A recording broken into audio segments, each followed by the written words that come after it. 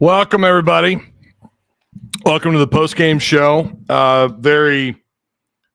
It's more than just a postgame show. We're going to be talking about, of course, Arkansas versus UTSA. Their slow start, another slow start, and we're going to talk about some of this portal craziness. Or is it really portal craziness? Is it more like kind of par of the course? Some of it, maybe not so much. But this is, by the way, this will be a call-in show. So if you want to call in, there's going to be a link provided for you. You can talk about the game. You can talk about the portal. You can talk about what it is that you want to see out of the portal, and maybe who you think should leave, who you'd be fine with just them going away. So it's a little bit of everything in this post game. Make sure you guys like, share, subscribe, check out all the links provided for you down below. Shout out to Patreon supporters. I left a Patreon video on Tusk Talk Patreon. It's not in Discord. It's public. Anybody can go to the site and watch it. Again, it's just Patreon /Tusk Talk with Ty, and it's just kind of giving you a little bit of a heads up about what to expect. Well, what we're covering here on Tusk Talk and what we're covering in Tusk Talk Patreon Discord. And there's a part 2 of that video that's going to be coming out sometime, hopefully here soon, if I have time to sit down and chop up another one of those videos. You'd be surprised. Those little 2-minute videos sometimes take me like an hour and a half to put together, but that's just typical me. That's why I don't do those 10-minute long edited content. I don't do it anymore. It takes too long, and it drives me up the wall. So, yeah, like, share, subscribe, join Patreon, become a paid member where you get access to everything in Tusk Talk Discord. I mean, you get access to everything. Patreon, the website is really just there for now for you to join and to connect your Discord to Patreon. That's really all that's for. All the action for Patreon supporters is in Tusk Talk Discord, and you have to make sure your Discord or just your Discord account is connected to Patreon. Really easy to do. Shout out to Direct Service Overhead, the Garage Door Company. Same-day services, quality parts. Better than best results, free estimates, affordable outcomes, even in this economy. They operate out of Northwest Arkansas and Central Arkansas. Give them a call today at 501-244-3667. Again, that's Direct Service Overhead, the Garage Door Company, 501-244-3667. What's up, SLR? Sports Live Reaction is in chat. How you doing, man?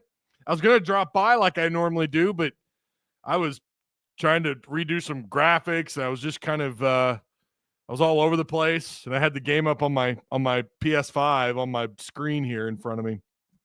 Normally I'm over on your channel hanging out. All right. Yeah.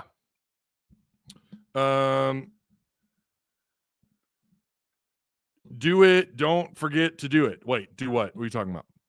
Hood Allen says my Roadrunners gave my Hogs a run for their money. Too much for the boys. Woo Pig from San Antonio. Oh, that's right. You're from San Antonio. That's right. All right. Yes, I did meet Bob Steve-O several times at practice. He went to a lot of practices. Talked to him on multiple occasions. He had a story, you know. He definitely would engage with all the other media members there. I've talked a little bit about Bob, but yeah, at practice, spring camp, fall camp, I would see him there. Really good guy. I mean, I know that's been said about a million times, but just, you know, good guy. I've never heard him, and you know, not that he was talking to me, but he was kind of talking to everyone in a circle.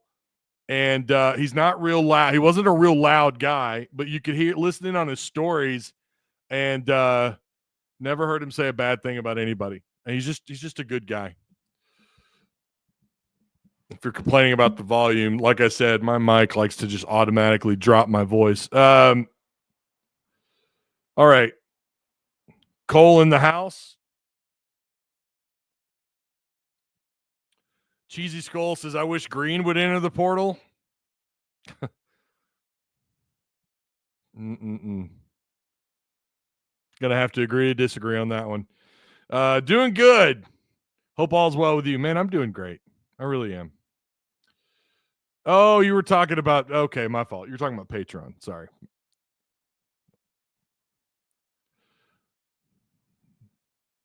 All right. Again, if you have any questions or comments, fire away. Or you could call in. You can call in. Now, if you are a Discord member, we're doing XP giveaway. If you call in, you're going to get 15,000 XP. That's right. Just remind me, Ty, before you hang, if you do call in and you're a Discord member, remind me, Ty, I need my 15K too, by the way. Let me just make sure I put that in chat.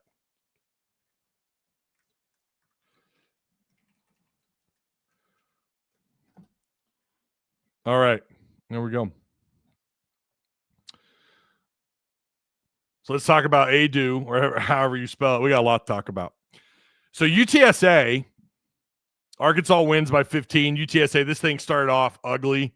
That was some of the worst first half ball I've seen since Eric Musselman. That is some of the worst first half ball that I've seen in a while, man. That was ugly. Arkansas shot 33% outside off just 9 attempts. 38% shooting.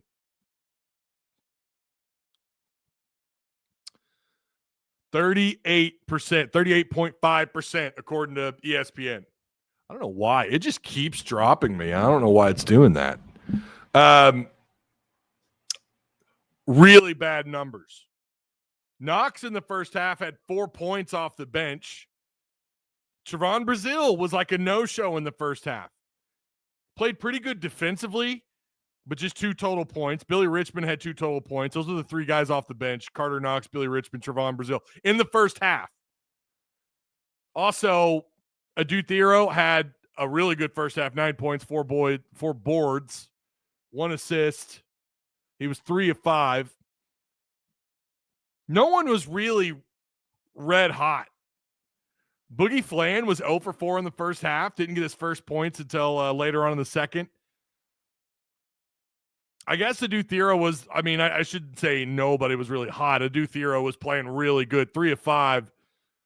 3 of 5 is not bad. 0 for 1 outside. 1 offensive board. They did have 4 offensive rebounds in the first half, which we've seen Arkansas have that many or less in full games. So that was good. Again, 19 total rebounds. They ended up with 19 total rebounds in the first,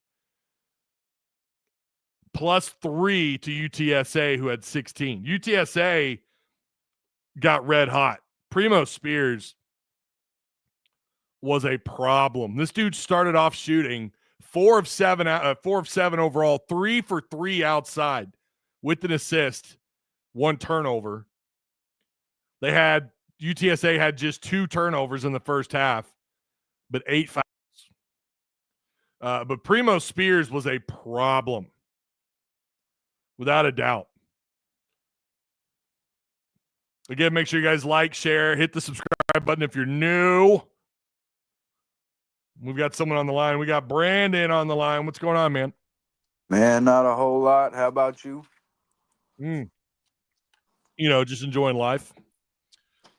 I feel that. Man, I believe the other day you said something about on the podcast about, is the basketball team, on alert, in some trouble.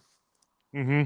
And I don't think so, and this is why. We've had a lot of health issues going on there. And they finally starting to get healthy again. And listening to a conference the other day after the Miami game, Coach Cal said they just had their first scrimmage game before Miami. So we ain't really got to practice. So it's like, I feel like it's starting to, yes, we won. We came back and won against Miami, which that showed that, guess what? Getting to be able to practice, we've able to find a way to come back and win. Mm-hmm. Like today, it was a close game. It shouldn't be like that, but the point of it is they still found a way to win. Yeah, and that's what I'm happy with. Is they're slowly getting better. and they're sharing the ball a lot more, finding each other who's open, and I'm glad to see that, because in the beginning of the season it was more of a one man show trying to do it. Like they taking turns just holding the ball, trying to drive in or not really passing, missing up the plays. And as the season's going on, they've got it together and start playing better. I'll say that one of the things that has impressed me so far, and let's be real, okay? I want to make this very clear. I think it's fair to point out, because if I don't do it, someone else will. Miami is not a very good team, and UTSA is picked to finish at the bottom of their conference over in the American, and that's not a strong basketball conference. However, I agree with what you said. Arkansas hung in there. They fought hard. They are sharing the ball a lot more. In fact, they had 15 assists in this game. I don't care who you're playing. That's pretty damn impressive. 15 assists is a good number. And their assist to turnover ended up being the same, which I'm not in love with the 15 turnovers, but I agree with what you're saying. I like we're getting the bench more involved. I think we ended up with an 8-man rotation. They didn't change much in that sense. They didn't have to dig into a 9th or even a 10th guy, not that we've seen them do that much this year or that they've been able to. And you're right, they are getting healthier. And the guy that's standing out to me, that's certainly starting to show, well, there's 2 of them, starting to show signs that they're, well, maybe hell, there might be 3 or 4 of them. But Brazil and John L. Davis are starting to come around. And we've said all year, if these guys get healthy, as we get in through the month of November, getting into December, getting ready for this Michigan game, which, by the way, big game. I don't care how good or bad you think Michigan is. This will be a big game, big spotlight on Arkansas and Michigan. Got to be able to respond and play when the lights come on. But I've liked their 3-point shooting is trending upwards a little bit. They didn't exactly – I think they ended up at 33%, which is not bad, not great. I don't think they hit but about 4 or 5 threes, but it's not like they took a whole bunch of threes either. And I'm with you. I like the ball movement. They're getting healthier. Thero's finding his spot. These guys, they are getting healthier, and that is something we did point out. But I still want to see them do this, and you'll always hear me say this. I want to see them do this night in and night out. I want to see these slow starts not be so damn slow. And that was ugly. That was the ugliest 15 minutes or so I've witnessed all year. To be fair, UTSA was they were playing damn hard in that man defense. You're not wrong. But I want to see them do this every night. I want to see them do this against quality opponents, both at home and on the road. Yeah, if they want to win, they got to guard that 3-point, though. Oh, man, you ain't kidding. Slow off the switches. Slow. Very. They've got to get that figured out. And that's the craziest thing about all this. It's like, man, okay, maybe they're getting healthier. Like you said, they're getting to scrimmage. They're getting to practice, which does matter. And all these other things are kind of falling into place slowly. And they've got 2 nice wins. Both games they had to come from behind. That's not unheard of, right? This is basketball. A game goes back and forth and you live on every possession. But these things are falling into the place. Now it's like, okay, now we need to see that perimeter defense step up. Now we need to see the perimeter defense. I like the way they played around the post tonight for the most part. Wasn't pretty the whole time. Defensively, I thought they played pretty well. Hey, well, they won without Big Z. That's true. And Camel brought that up. That's true. They didn't have Big Z. Who, by the way, has been killing it with his outside presence, has he not? I mean, yeah. So they didn't have him. And then the last game against Miami, they shoot 50% outside? Are you kidding me? On the road? Dude's a monster. He's a monster. Christopher Cox says Thero's the best player. Thero's a dog. Yeah.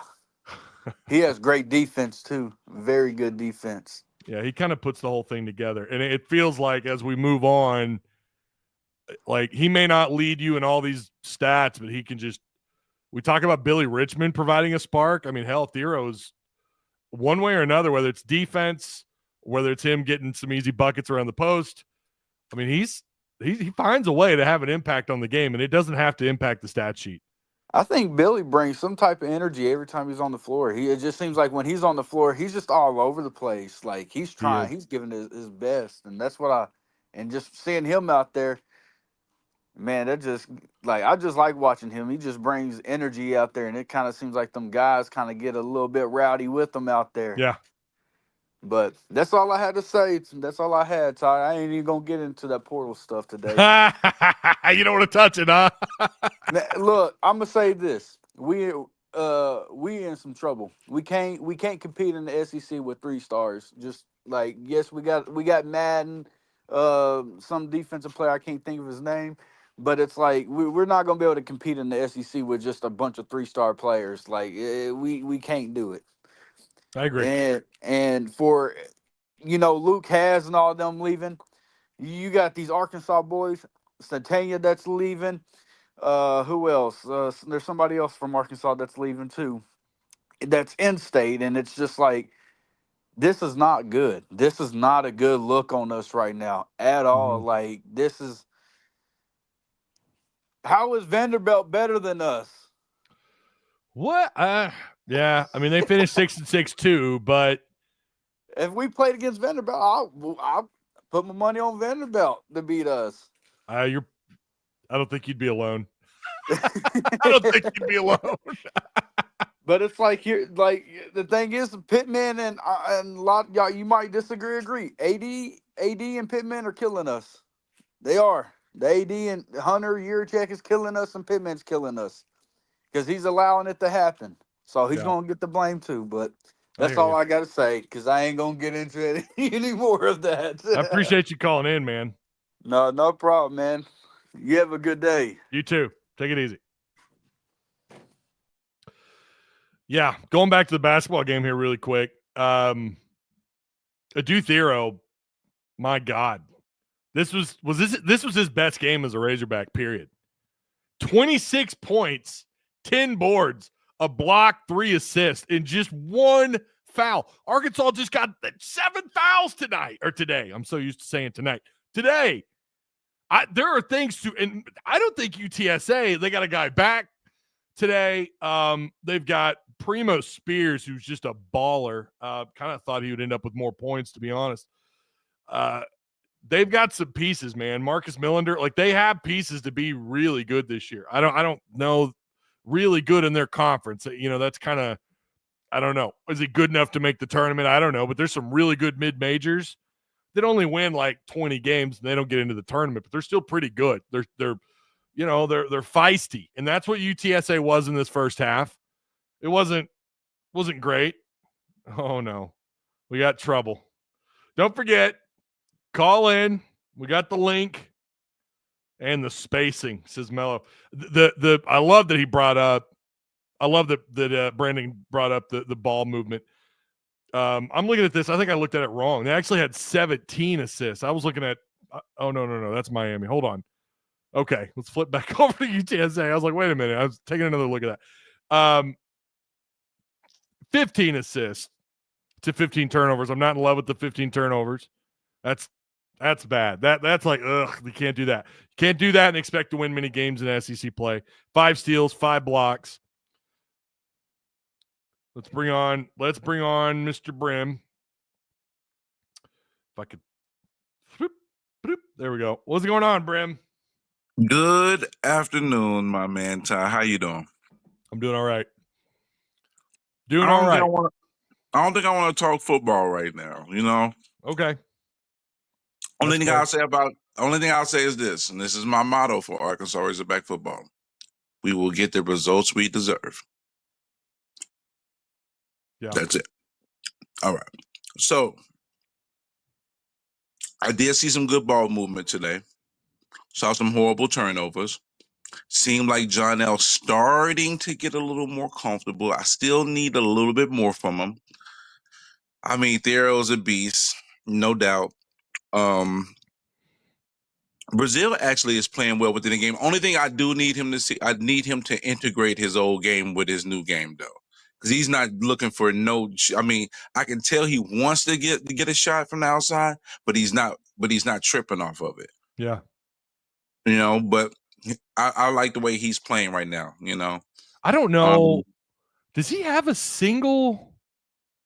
I think he has only 1 3-point shot this whole year. I was going to say it's got to be 1 or 2 all year. Yeah, he hasn't shot it all. Not from outside. He's been playing a true 4, but true. He's been playing low. He has not been playing out top. But I think at some point during the season, especially in SEC play, mixing them up, having that ability to utilize that, I think it may come in handy. It may come in handy. They definitely still a little too rusty for my liking, but I feel like the team as the season continues to grow, they're going to find some nuances and some things. You know, look, we're going to lose a game or two. There's going to be like, oh, but we're going to win a couple games. We're going to be jumping up and down. Yeah. I mean, there's still like 11-7 SEC season type of team right now in the conference, but I hope they can at least be 1 or 2 games better than that.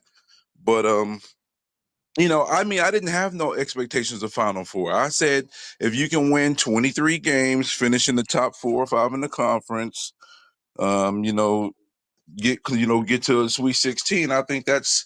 If you do that, that's a good season. I didn't have no out of this world expectations. So I feel like it's a process and they got to keep working it, Yeah, you're not wrong. I mean, it's especially with the injuries with 9 prime players, we'll just call them that. You're not as deep in terms, you're deep at some positions maybe, but you're not deep through the bench, which we knew that was going to be the case. Boy, it'd sure be nice if they had I don't know. You kind of wonder sometimes about the forward play when you don't have certain guys on the floor. But yeah, and I'm looking at these numbers, by the way. ESPN is way off. They have Brazil with 6 points, 4 boards in 16 minutes with a block. That could be right. That's unless productive. he has. Well, yeah, I thought he had 8, didn't he? It says 6 on the ESPN. Yeah, because he missed that other alley was coming. He was 3 for 4, right? Yeah. That's right. That is right. Actually, yeah, 6 points. Yeah. He could have had 8, but that one. I mean, that's when Thiero cleaned it up. Yeah. And to be honest with you, off the top of my head, I would have thought he played like 25 minutes. It just felt like he was on the floor a lot, but he was just 16 minutes. I think it's just the plays that he made an impact in stood out. That's all. The plays that he did his thing, it kind of stood out. So it stuck. It's on your memory. Kind of head. But again, how do you feel like John L starting to come along? Because I'm seeing it, but I still need more because I'm with you, but I'm not too upset. I think he's kind of doing about. I said a couple of weeks ago, let's get to 13 to 15 points a game. Let's not, if you're ice cold, let's not just sit back and try to shoot the first 3 that comes open. And he's passed up several open looks since I said that. I'm not claiming that the guy's watching these lives or anything like that, but I think maybe Cal kind of thought the same. And then the last game he shoots 50% outside, and then today he goes. Bro, I inbox him. I mean, I don't know if you read it, but I just say, hey, bro, don't worry about nothing. Ain't nobody stop you but you, man. Defensively, you're still playing. You're doing your part, but you just take the bull by the horns for a little bit, Yeah. Because, that's what I mean. He'll be all right. He's fine. And they talked about that in the broadcast where they were like, don't worry about what people are saying. And that's, I mean, especially if you're a shooter. I mean, you need to approach that like a field goal kicker. Who cares about Twitter or whatever one's saying? Just go out there and do your thing. But yeah, I mean, he shot 50% in the last game. And he shot 3 of 5 today, 5 of 7 overall, 13 points. He did get 34 minutes, which I think those minutes are that's about what he's going to be at unless he cools off again. But he's starting to play. He also had 3 assists. I'm not in love. Again, the turnovers, they just irk me in all sorts of different ways. I don't like 4 turnovers. But it's going to happen. He's got the ball in his hands a little bit, Yeah, we was just really, really the first half, like the first 13 minutes of the game, we forced no turnovers and had 8. Like what? Yeah. That was nasty work. Very nasty work. It was crazy around the rim too, wasn't it? It was like everything was was up for grabs. Everything was a miss. And Arkansas came out of there racking up rebounds. You're watching that and you're going, well, that's going to be someone's padding some stats there, getting some easy boards. But I guess they weren't really easy. They were fighting. And you got to give UTSA a lot of credit. Like they believed they could hang with Arkansas and even beat Arkansas. They took that lead. They came out so flat though the second half. Yeah. Oh yeah, they did. Yeah. I mean, flatter than the best drumstick you can get. It's like wow.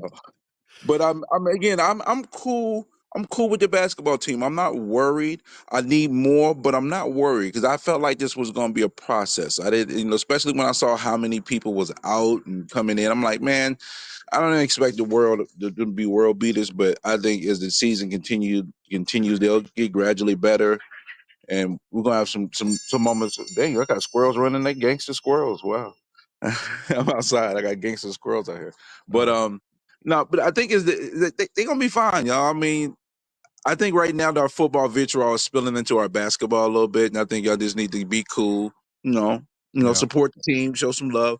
Now, just to really cover the football, man. How do you feel about the mass exodus?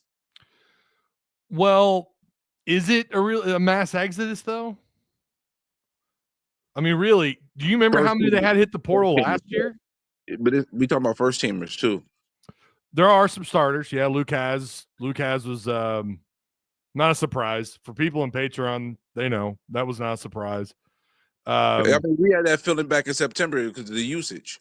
His usage, it's like, man, he needs the ball a little bit more. And you see some plays like, oh, he was open right there. If you had to hit him, I'm not saying it's not a big loss. Don't anyone try to get that like twisted.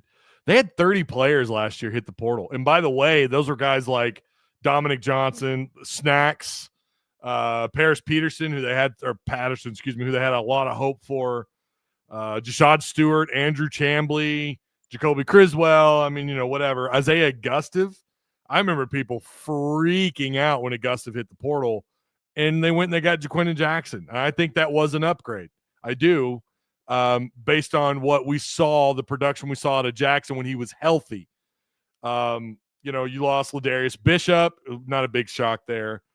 J.M. Thomas, and then, of course, the big ones, right? Rocket Sanders, A.J. Green, Devin Manuel. I mean, Samuel Mbake.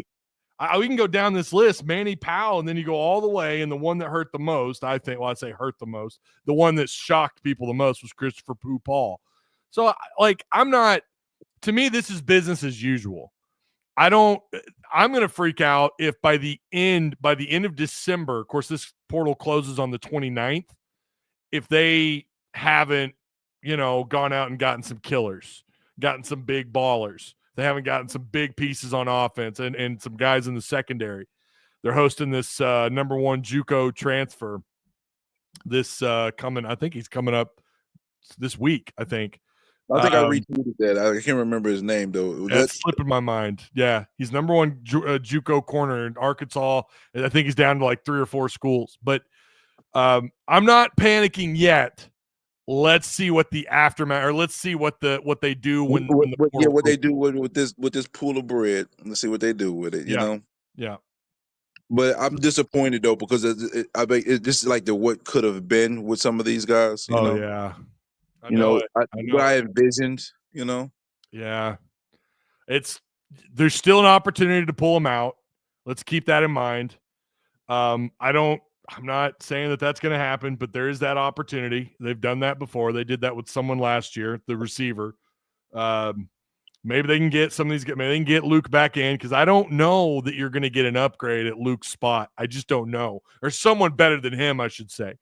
That's tough sledding, bro. That's tough sledding. I think the best you could do is like half a step below. I don't think you're going to be able to get equal. I don't know what the tight end market looking like, though, Well, we'll find out next week. Appreciate you calling in, Brim. Appreciate you always, bro. Take it easy, man. You too. Jeremy, you're on the line. What's up, Jeremy? Tyler, my friend, how are you, bro? Man, I'm doing pretty good. Doing all right. Good. Yeah, my wife, she asked me, like, right before I called in, she's like, hey, can you run to town and get me a drink? And I was like, you should have told me like 20 minutes earlier so I could have called into Ty's show. And because I didn't know if you were still live. And she started laughing. But Yeah, man. Thanks for always doing your post games and giving us the option to call in. I always appreciate it. Yeah, with this basketball team, I think Brim, summed it up pretty well. I'm just not tuning in, so if I've missed anything or if I'm repetitive, I apologize. No, you're fine. But I think he, not to panic with his basketball team, and he talked about some of the football vitriol kind of bleeding into basketball, and I think that makes sense. I think it's probably a little unfair for the basketball team, but at the end of the day, I mean, football is just we've had going on a better half of a decade of mediocre, essentially at best, consolidated all the years. So, give them some time. I think they'll improve. Do I think we'll make a Final Four this year? No. However, year one, use this and hopefully build off of it and see what he can do over the next, couple of years. Yeah. I think is a pretty good perspective on it. Now, do I think if we don't make the tournament, then we can be upset? Sure. But I don't know if this is a national championship contending team, although they could, go on a run, but, I think we're still a pretty solid team. Football, I think you made a really good point just now, Ty, of, putting into perspective last year's transfer portal class. Cause I'm one of those guys that's like, man, what are we going to do? Lost Luke Hawes, Jalen Braxton, Kudus, Satania, but you just said, remember last year losing Rocket Sanders and Augustive and KJ, like, oh yeah, we did lose all those guys. And, we kind of fared decently in the portal last year. I'm just curious, a couple things. I just feel like what we get from Sam and what we get from Hunter is a little bit of gaslighting of the fans in the sense of like, we hear Sam Pittman say, this revenue sharing is going to really take us over the top, which if it was all equal, maybe that helps us out. But considering, like, I think what happens is the price tag of these players just goes up. So people with NIL are still able to, pay more than we are.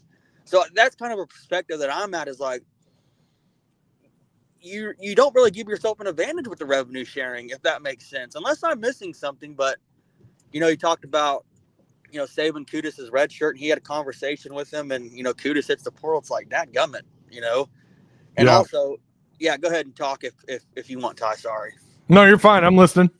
Oh, okay. And that's kind of where I'm at, and I also, not to beat the dead horse, but, Yurachek coming out a couple months ago saying we as fans need to do better with NIL. And, it's one of those things that's like, it's hard. If you're giving NIL money and you think the max that could be done is a 6-6 or 7-5, is that money really well spent?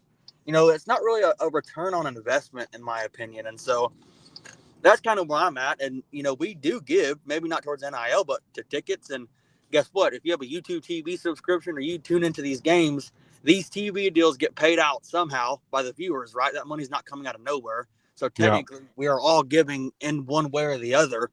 That's fair.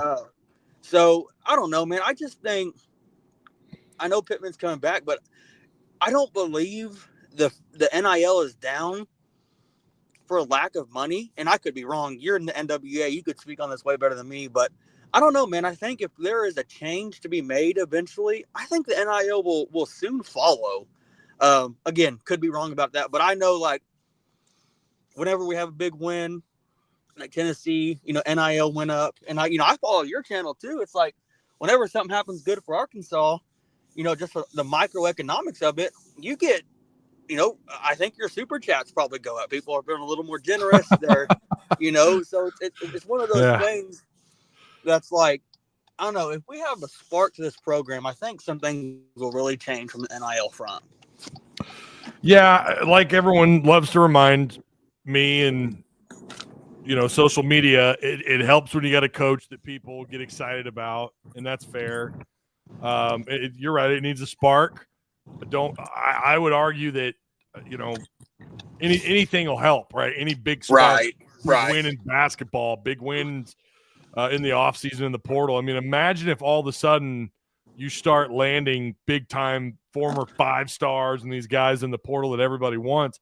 That is going to create a little bit more excitement for people, and they're going to kind of put 6-6 behind them a little bit, or they'll spin what happened to 6-6 like it was just this building block, which isn't entirely incorrect, by the way, but yeah, I you're right. They need a spark. I don't disagree. They need something. But yeah, no, you're totally right about that, and I hope it happens. I mean, I was at the beginning of the year really on, I hope we can bring Bobby back for year 2. However, I was talking to my dad about it, and because the old, the narrative is Bobby's a 2-year offense, and I agree with that. But the flip side of it is like, man, it feels like we're kind of getting decimated. Like, we lost a couple offensive linemen. All of our receivers are going to be gone, not due because of the portal, but just graduating or going pro, or but it's like, man, this is going to be year 1 for probably a lot of your offensive starters, if I'm not mistaken. Yeah. And so I just hope it works out, man. Like, I'm Hog fan through and through. Like, I've been called, not a Hog fan so many times just because my take on the Pittman situation. But man, I have lost sleep over Arkansas losing games.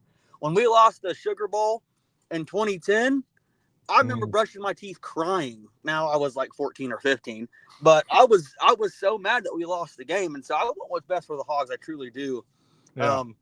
And if Pittman could turn it around, that would be great. However, I think we look at historical data to draw future conclusions.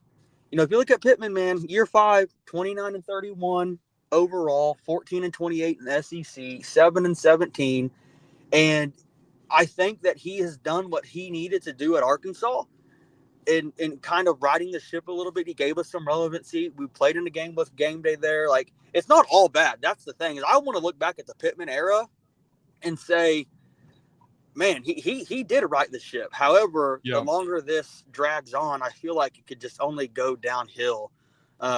Again, I hope I'm wrong, man, but I appreciate it, Ty. I could sit here and talk all day, and your audience probably wants to listen to you more than me. That's why you have a show. And hey, man, I appreciate you calling in, man. You always bring. I enjoy the idea of, let me put it this way. I like conversation. I like talking about it. It's why I do the call-ins.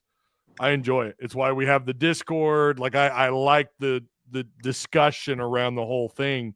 And I think you always bring something to the table, something to consider. I appreciate you calling in, Jeremy. Yeah, Ty. And real quick, just to piggyback off your point, and I love it too, it gives people like me who has no outlet, I don't have a show, like a voice, to kind of speak my piece and vent a little bit and get some things off my chest. And I know it does for all your other callers too, man. So, yeah, keep it up, brother. Appreciate it. Talk to you later, Ty. I appreciate it, man. Thanks a lot, Jeremy. Yes, sir. All right. Yeah, I mean, I think he's not wrong. There's some things that we could pick the whole thing apart pretty quickly and then do it for hours. I mean, we really could, and we've done it through multiple shows. By the way, the shows this week, probably through the month of December, are going to be. It's going to be touch and go. I normally do a Monday follow-up show. We may still. I'm waiting on some people to get back to me about coming on. I want to interview, of course, Courtney Mims. Her schedule a little crazy lately, but hoping to bring her back on. We need to do the gold chain. We need to do the gold chain here really quick. Okay, I don't think it's any secret who's getting this. I mean, this guy played out of his mind. 26 points. 10 of 13 at the free throw line, 8 of 10 overall, just 2 turnovers, a block, 3 assists. I mean, this man had a double-double. How do you not give it to Adu Thero? How do you not give it to Adu Thero? Post-game gold chain goes to Adu Thero. What a ball game that guy had. I feel like, we talk about Boogie Flan, probably going to end up with this gold chain a lot. Adu's going to get it a lot as well. The thing is, someone asked me this in a DM just the other night. How many different players do you think could end up with that gold chain around your neck at the end of the night? Isn't that weird to say? I'm wearing it on their behalf after all. I said, you know what's funny? There could be about 7 different players who end up with this thing around, on their behalf, wearing the post-game MVP. There's probably about 6 or 7 guys that could end up with this gold chain. Maybe not as consistently as Adu or Boogie Fland. Jonas Adu, this guy defensively, what he could do. 7 boards tonight, 2 assists, 8 points, 0 turnovers. I mean, come on, man. In between him and Thero, they had 17 boards, 5 offensive rebounds, and like 34 points. And I think that number is it's going to be of course, competition's about to get harder. So I don't know. You'd love for these numbers to stay similar to where they're at. Maybe with some more points by Jonas. Love to see some more of the offensive game develop. Maybe as these guys get healthier and healthier, right? He also had a steal, couple assists, 2 blocks. Talking about Jonas Adu. But, yeah. Adu Thero, again, 10 rebounds, 3 assists, 1 block, 2 turnovers, 26 points. He got it. He got the gold chain. Thero, Mr. Gold Chain.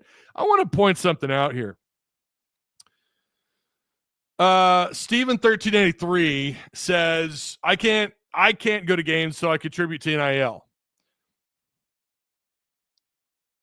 I don't care if it's NIL, ticket buyers, or the person who pays for cable to watch the games. Cable. I think most people stream these days, Steven, but I see what you're saying. We all deserve the results on the field. I don't, if you're pointing blame at the disinterest, why do I feel like that's made up? at the lack of interest, if you're blaming the fans for that, I have a hard time getting on board. I have a really hard time getting on board. That's like saying, I don't know. It's like blaming people for not liking the Big Mac, so they stop buying the Big Mac at McDonald's. I mean, I have a hard time with that. At the end of the day, you've got to put a better product on the field, and you got to win football games. Tennessee was a great boost to NIL. We know that much. It was a good boost to NIL. It was a good just a boost to the overall energy to the fan base. You needed that win. The program needed that win. And you saw the boost. You get the program, you get what you deserve. Maybe that's what you were saying. It's hard for me to put blame on the fans about not opening up their wallets. Things are still tight, right? Things are still tight. The economy, the kind of money you got to spend now just to order groceries or, it's insane. Great value is what we've had. We started buying like great value, the lower quality stuff, because the name brand stuff is just too expensive. So then imagine telling someone who's that's what they're filling their cart up with, right? They're buying the cheaper brand stuff. They can't really afford they got 2-3 kids, they got mouths to feed, and then they're diehard Hawk fans, but they can't afford to go and, put money into NIL. They can't afford to buy tickets. They can't afford to buy merchandise. They can't do all that. That's tough. But then there's that guy in the middle who can afford all this, but he's just not that excited. Like, why would I spend my money on this? I get it. I think it goes 2 ways. Again, we get into that chicken or the egg conversation. Ty 1383 is saying fans deserve results, not what we got. Oh, they deserved better results. That's fair. No, you're right. Fans deserve better. Don't think he was blaming the fans. Well, good. Good. Don't blame the fans. I read somewhere like 7 projected prospects on this team. They could all get chained at some point. Yes, they're all going to get the gold chain. I feel like everyone who tonight, I think Brazil could end up with a gold chain night. I really do. I think Brazil could end up with a gold chain game. 110%.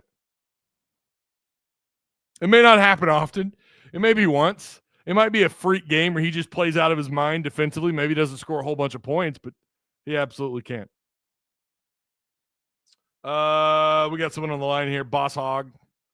What's up, man? Oh, you might want to turn your speakers down.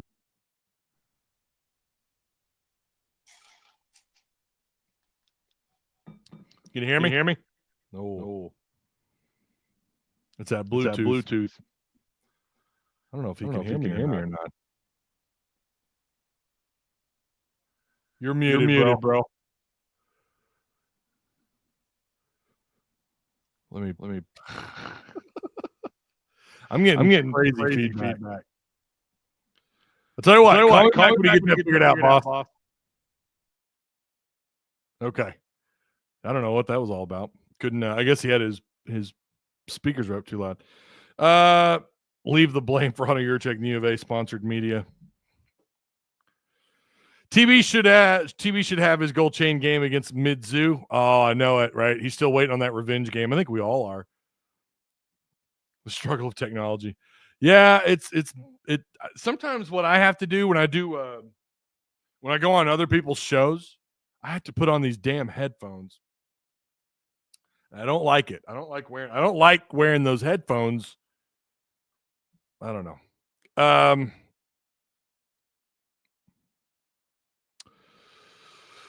Yeah, that's exactly what I meant, Ty. It doesn't matter if you can afford to go to games. If you go blah, blah, blah, blah. If you can't afford anything to watch, we all deserve results because we are diehard. Yeah, you're not wrong. You're not wrong. I'm not going to sit here and act like I'm shocked by any of this with the portal. I'm not. Like, none of this is shocked. And I know a lot of you are not either, especially when last year you had 30 guys hit the portal.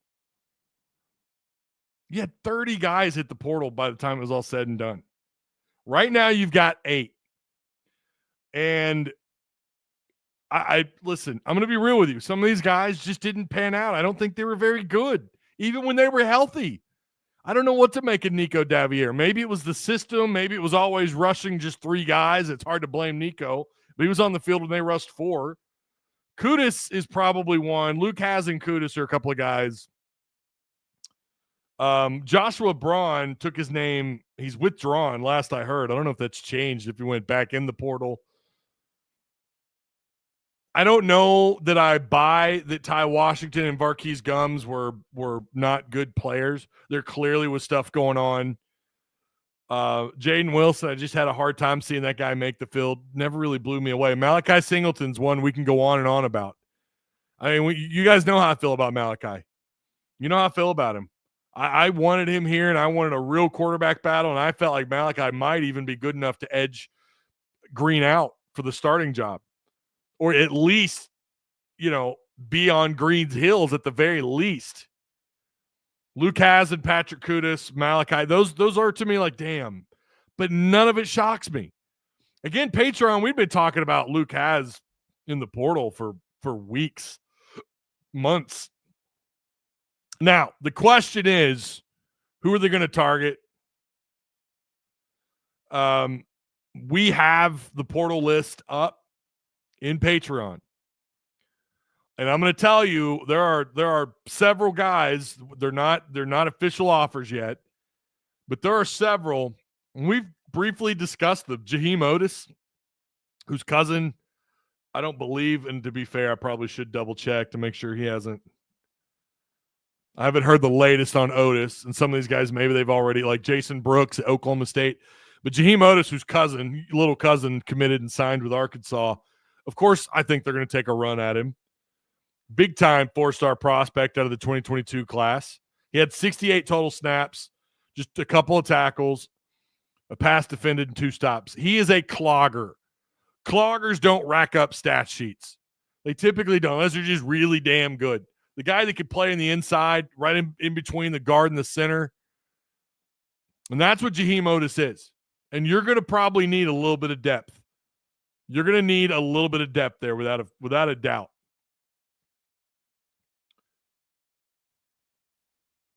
You have Gregory, who's I think he's declared the pros, did he not?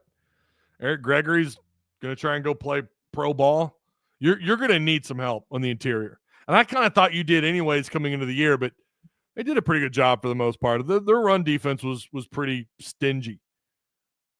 But there are more names that hit the portal that I think Arkansas will absolutely take a shot at. Jaquan McCroy, you remember him? Received a visit from him back in 2023. He ended up committing to Oregon. If I remember right, he picked Oregon over A&M, but Arkansas was kind of in the mix there. Very likely the staff will reach out. Fountain was one of his lead recruiters. 6'8", 370 pounds. You talk about needing a tackle, Jaquan McCroy would be big time. Raylan Sharp, another guy that played under Bobby Petrino at Missouri State. This guy's numbers pretty good, man. 140 career catches, 1,800 yards, 11 total touchdowns. In 2024, he had 51 catches, 523 yards, 3 touchdowns. He's going to visit. Again, we've got several names on this list, and it's only going to grow. It's going to keep getting bigger and bigger. And then, of course, Monday, the portal opens, and it's going to be wild. So, of course, I'm going to be live covering some of this stuff for sure. It's just going to be a little bit – it might just be at random times. It might be at 11 a.m. It might be 7 p.m. I don't know.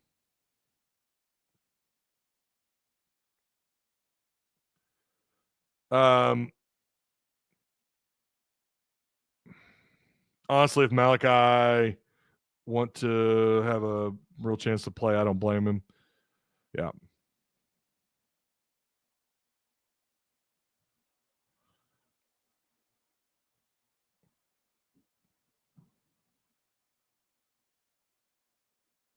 I didn't see 7 to 10 starters. I don't know. So how many of these guys are legit starters? Let's just assume Green's the starting quarterback next year. Okay. So Malachi, I don't know what would happen. I feel like, again, I think Malachi might have edged him out there.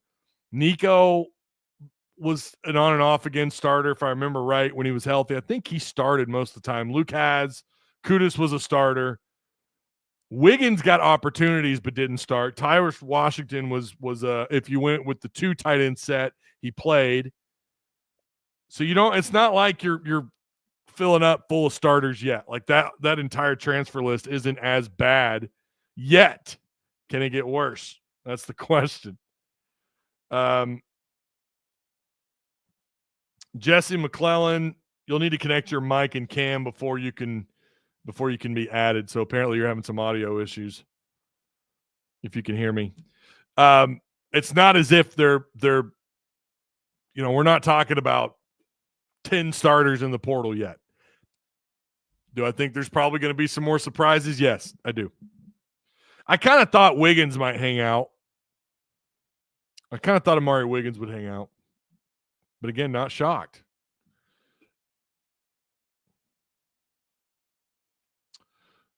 Not good for the continuity. Yeah, and we're on the same page, Steven. They need continuity. And that does matter, but you also need better talent. So that makes this whole thing about continuity versus like just raw talent. How do you pick and choose if you're Sam Pittman, if you're Bobby Petrino, right? If you're anybody on that defensive part of the staff?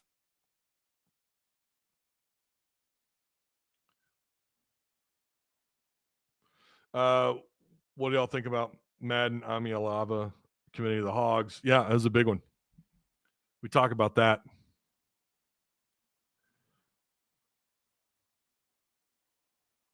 Devin Anderson brings up an interesting point. Braun withdrew because to transfer to another in-conference school, you have to wait till the portal is officially. Well, yeah, I guess Braun told neighbors he was wanting to go to another SEC school.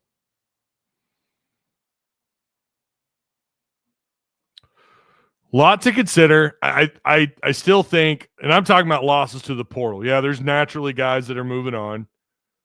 Transplanted Texan is pointing that out. Yes, there are guys that are naturally, they're either out of eligibility. But I'm talking about just to the portal. It's not like you got just yet. It's not like you have a whole host of guys hitting the portal that are starters. But again, I'll say it again, anything can change. Luke is right now, in my opinion, of that bunch, I think the biggest loss. And I think Kudus has a high ceiling, man. I really do. We'll see what happens. And sometimes these guys just make the mistake of going to the wrong school. That always happens. Had a number of them do that last year. It just, you thought they would do a lot better. Sometimes where you go, it's not a good fit. So you lost Pooh Paul. You gained Steven Dix last year. You gained Larry Worth. Xavion Sori, of course. So, again, that's why I'm not freaking out. Give it till the end of the portal. the end of the, December, whatever it is, 29th, if they haven't put together a good portal class, then it's like, all right, we might be in trouble.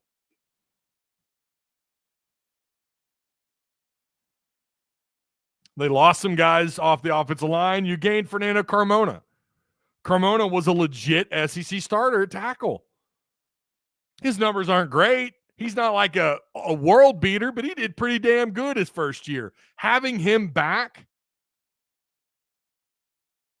is big.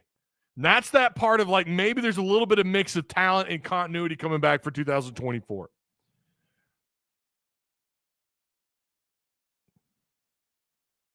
Oh, this is a good point. Lining up at center. Well, I guess we have the center coming back. I was going to try and put myself into that joke. Lining up at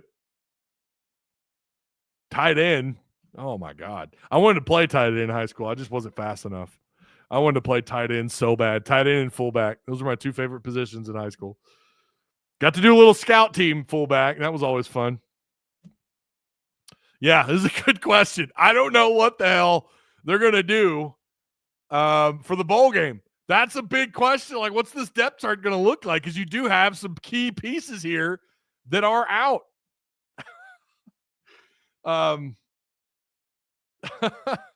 You're not going to have – what the hell are you doing at tight end?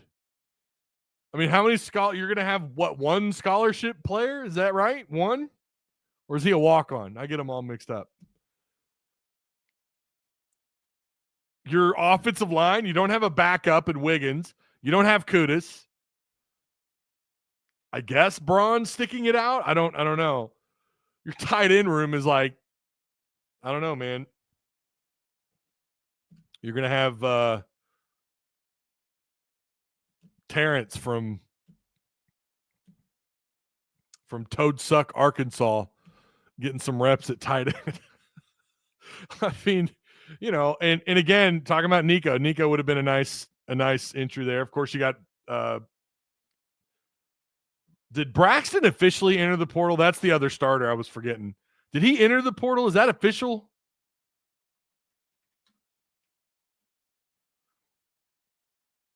I know he announced, but for some reason they didn't add him.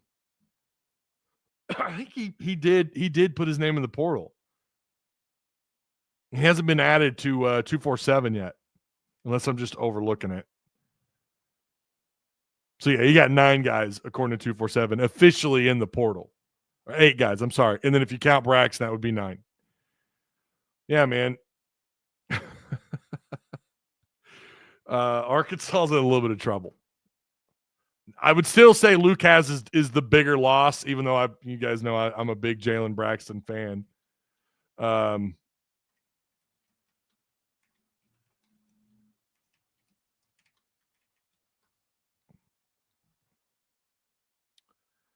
It changes every hour. It changes every hour who's in the portal. And then, of course, you got guys taking their names out, and it's like, wait, who? What?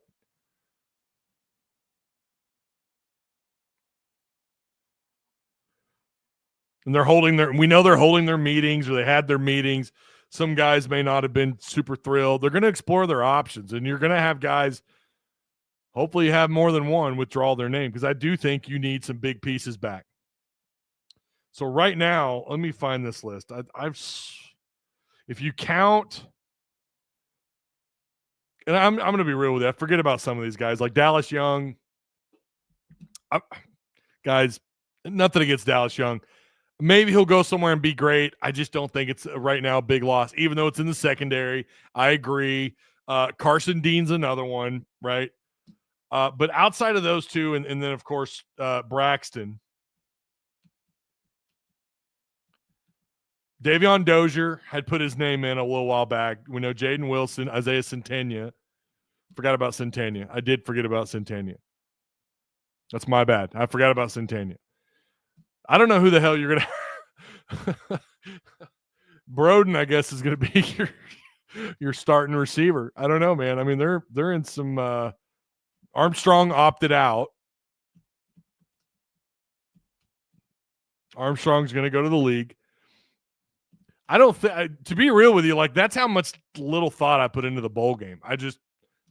They're going to be missing a lot of guys. You've got 3 receivers in the portal. Your other one he's declared for the NFL draft. So I did forget about Centennia, and I forgot about Braxton. But there's other pieces here that's like, yeah, you're not shocked. Dozier, I really wanted to stick it out. Or is that pronounced Dozier? I feel like that's one of those names we haven't been corrected on yet. I really wish he'd stick it out. I think he's going to be someone. I really think he's got a pretty high ceiling too. How high exactly, I don't know. But under Petrino, I thought that's a guy that's going to excel in this offense. And again, Luke has, you got 3 tight ends, 3 receivers right now. Offensive line, it's 3? Amari Wiggins, Braun, who I think pulled his name out, and then Patrick Kudus. Nico Devier is your only defensive lineman. Carson Dean, Dallas Young, and Braxton. Those are your guys. The portal closes on the 29th. On the 29th is when it stops.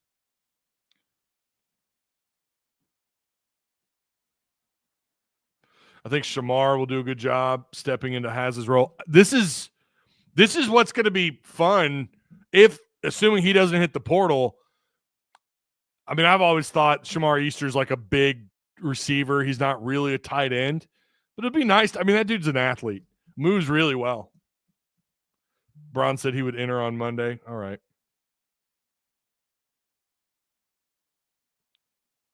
Yeah, and Angel, again, this is last year. We're just talking about the guys that hit the portal last year. That's not including the guys that, were drafted or whatever. Right? We're just simply talking about who's hit the portal so far.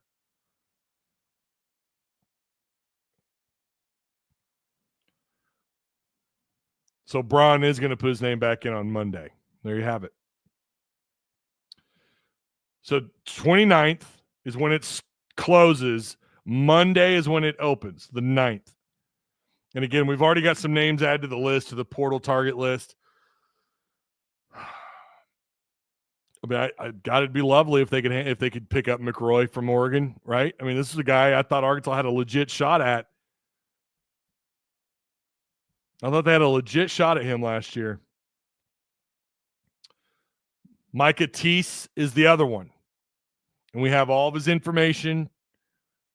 Well, what's available anyways. He was a former Arkansas commit, and he's in the portal. Plenty of reasons for Arkansas to offer. The prior commitment, multiple visits during his high school recruitment, and playing for Bobby Petrino for a season. 6 foot, 180 pound, 4-star in the 2023 class, Micah Teese. So there's a lot of, there's going to be I'm telling you, there's going to be more. There's going to be more. I'm going to, like, when we get the final tally, that's when we're going to really take notice. On both ends, right? Guys leaving and guys coming in. God, Camo, do you ever have anything good to say? Like, ever, dude? Like, ever? You like suck the energy out of the comment. It's insane. Do you ever have anything good to say about anyone? Easter, most overhyped recruit in Hog history. He had some really good committable offers on the table. He struggles to block. He's not a great blocking tight end. He's more like a receiver playing tight end. You Debbie Downer. I'm not saying the guy is a world beater. I don't think anyone is. We'll see what he can do in the bowl game. I don't know about overhyped. When you have in and outside recruiting people talking about Shamar Easter, you come to find that, according to them, they think he's really good. I don't know that he was overhyped. I've never heard Shamar Easter being overhyped. He's been here for how long? How long has Shamar Easter been on campus? Say that again. Did you say 8 years? mean, I know you're trying to be funny, but what class was he a part of? He committed in 2021. He was a part of the 2023 class, man. Like, see, this is that typical overreacting. You don't really know what you think he's going to be a star. And that's the other thing about some folks, the people who put the fan in fanatic. Like, you just want, boom, that guy's going to be out there and be an instant star. And that's what he needs to be. He may not pan out. I don't know. He was a 4-star, considered a top 10 tight end in the country. He was the top 3 prospect in the state of Arkansas in that class. He was a really good player. I don't know I've never heard overhyped about him. If you want to say maybe he might have been, probably shouldn't have been as high recruited as he was in terms of stars, that's fine. You might be right about that. His highlights are fun to watch. This dude's an athlete. I know people who saw him play in person. They liked him a lot. Thought he could be a potential star at the University of Arkansas. But potential, that's the key word there, potential. Not everyone gets there. Had crazy committable offers on the table. Florida State, Arizona State, Auburn. Hopefully, I'd like to see him stick it out. That is a guy I'd like for them to keep in the tight end room.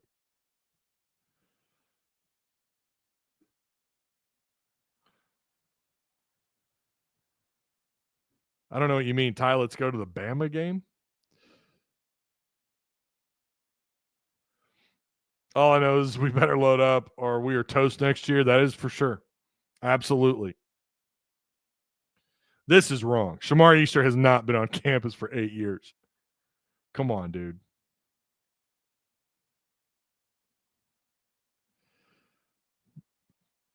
That is incorrect. Pretty sure he got here the same year as Has, says Devon Anderson. And that's the other thing. They went into the portal and they grabbed some upperclassmen. They grabbed Marquise Gums. And he's I still believe Shamar Easter's got a lot of work. I watched him in practice. He's got a lot he's got to work on, especially when you're talking about blocking. He is a timid blocker. Why would I talk about Alabama?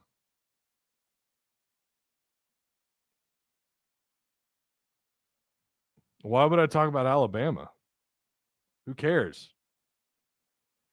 They're not Arkansas. We don't play them next. Ty got an F- in sarcasm. You're right. I should have totally been able to pick up that was sarcasm. You're right about that. Okay. What's up, Camo?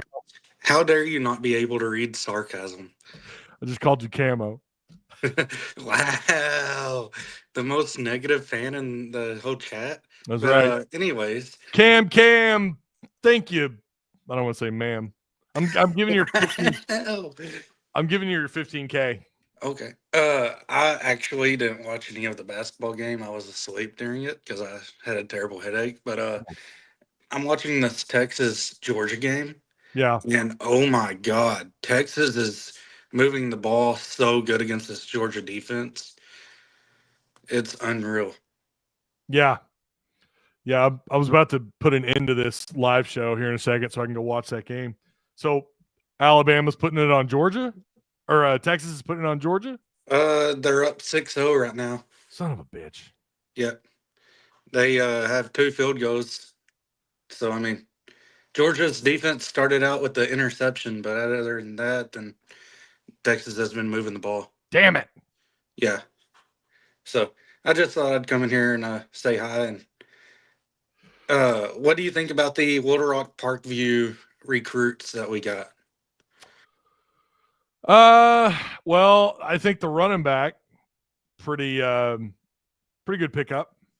I mean, they have. I'm gonna try and pull up. I need a refresher. It was 2 out of Little Rock Parkview, and then 1 went to Kansas State, and then Cameron Settles.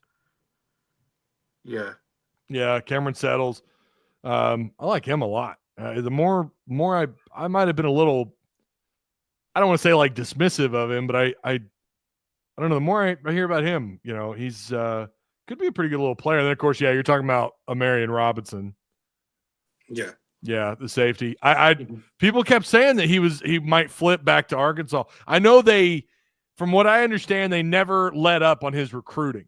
Or that's just kind of the word. I don't know how accurate that is.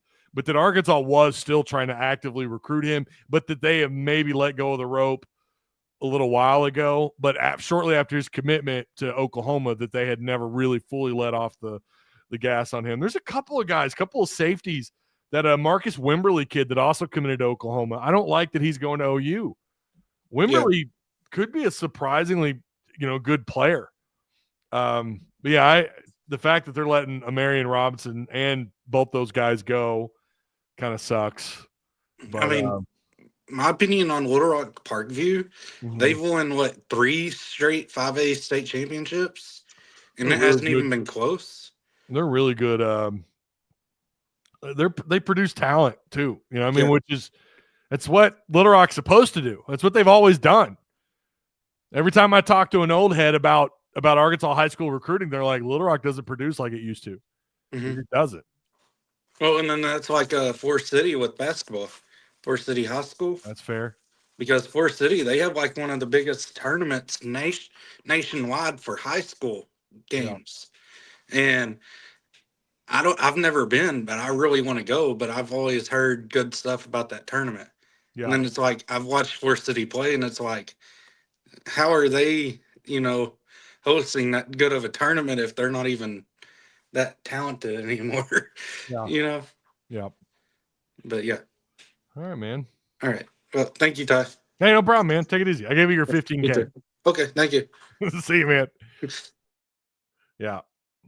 Little Rock's not what it once was. I can remember even back there in the Houston Nut era, it felt like they were producing like they would be 70% of your top 12, top 13 players. And to be fair, it's not moved that much, I guess. Todd Cooper says, agree, Ty. I'm assuming you're talking about Shamar Easter. I agree with this. Texas came into the conference with an easy schedule when the whole league is down. Horns down on them. Yeah. I kind of thought Georgia, maybe they'll do it. Maybe they'll do it in the second half. I don't know. Thanks, Ty, for bringing me back on the portal guys leaving. I was pretty much in hell from watching some of these other. Oh, yeah. Well, it all matters. Camo gang, I don't know who you're talking to with that trash emoji, my friend. I mean, I seem to remember you complaining about getting one of the mods booting you out of this chat. And you wonder why.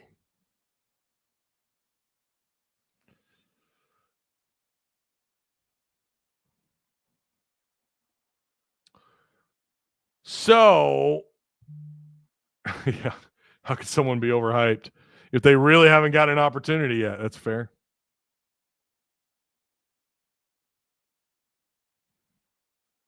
Yep. Steven 1383 says, gotta get used to a crap ton of guys leaving every year. It's portal era ball. Yeah, that is also true. I don't know that's we're never going to get away from that. That's until you start in with contracts, that's the only way you're going to nail this thing down. Or you put tighter restrictions on the portal. You shrink the window. I don't know. Monty Harrison, I hope we get to see him. I liked him I'll tell you this much. I liked him in camp. Really thought maybe I overhyped him, Camo. He probably left. Maybe I overhyped him. I thought he would come in and get 25, 30 grabs. I don't know that he caught more than maybe a pass or two. 6'3", 230-pound, quote-unquote freshman, even though he's like 29 years old. He's probably going to see the field, man, because right now it looks like, Tyrone Broden, Jordan Anthony, C.J. Brown, I don't know what you're going to do at wide receiver for this bowl game anyways. Oof. There definitely doesn't need to be 2 portal windows. No, I agree. 1,000% man. I hate that there's 2 portals. 1 portal for 2 weeks. That's more than enough time.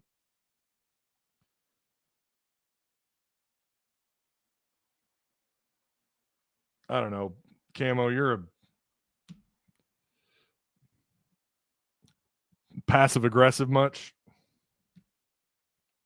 You said it, man. We're just going to keep. You say crazy shit, you're going to get called out for it, I guess. I don't know, man.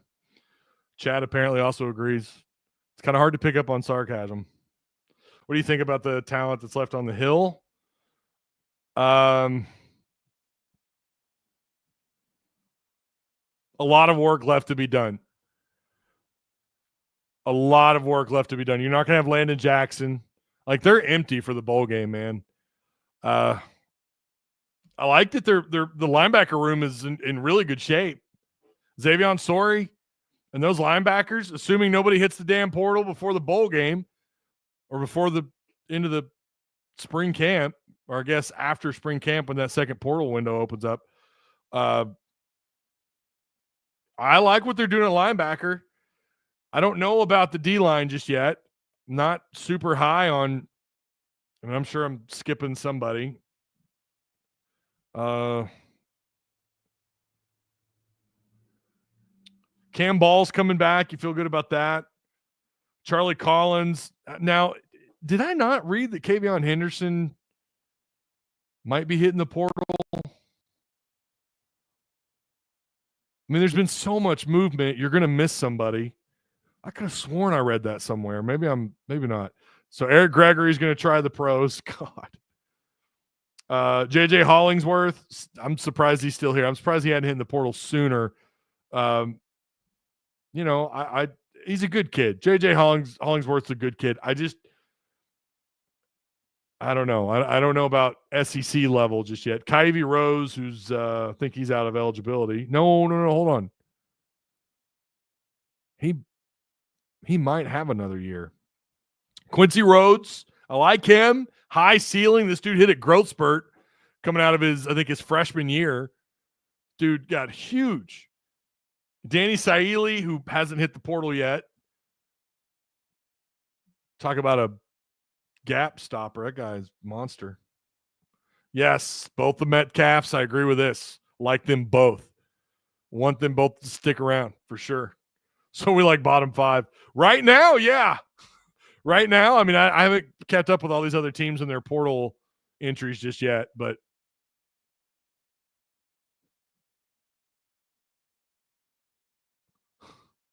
I have a wife. I should be able to pick up on the. Well, it's.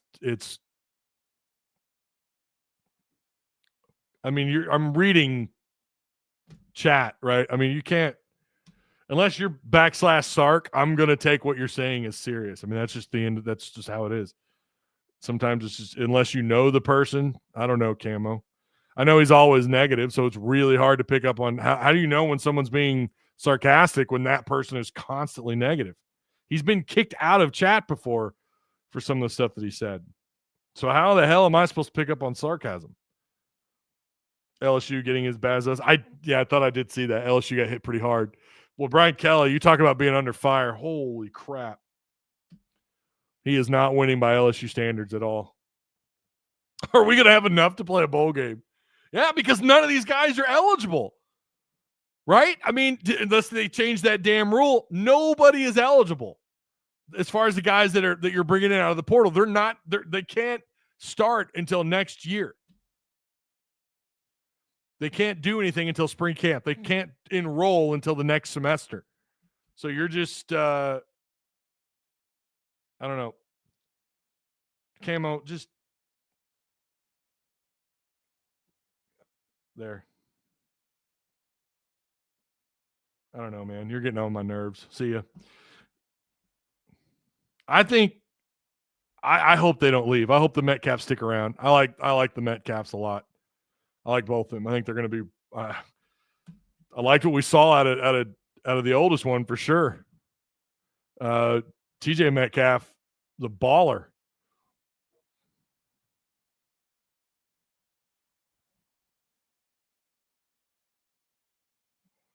TJ Metcalf, who's still got 2 years of eligibility, 6'1", 200 pounds. Dallas Young was a redshirt freshman. God, you are so thin on both sides of the ball. Better hope to hell, whoever you play in the bowl game, if you want that 7th win, you better hope to hell that opponent is just as empty as you are.